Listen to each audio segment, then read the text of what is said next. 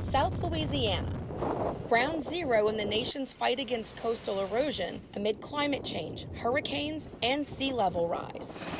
The state now armed with an ambitious plan to reverse land loss. The more green stuff we can put in place in our basin between our levees and our barrier islands is good for storm surge and reducing wave height during hurricanes and storms. The plan starts with the Mississippi River, the freshwater sediment source that built Louisiana and the Gulf Coast over thousands of years. Levees like this one, built in the last century to protect cities and towns from flooding, have in turn starved the coastline of rich nutrients and silt needed to not only create land, but sustain it.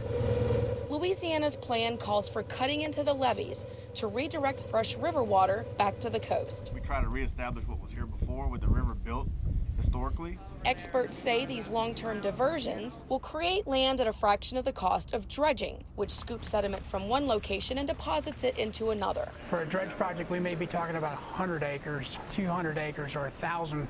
Diversions have the potentials for tens of thousands of acres. Supporters say this existing diversion near New Orleans gives a hint of what can happen on a much larger scale. That's what we want to see. Future diversions will be bigger and deeper.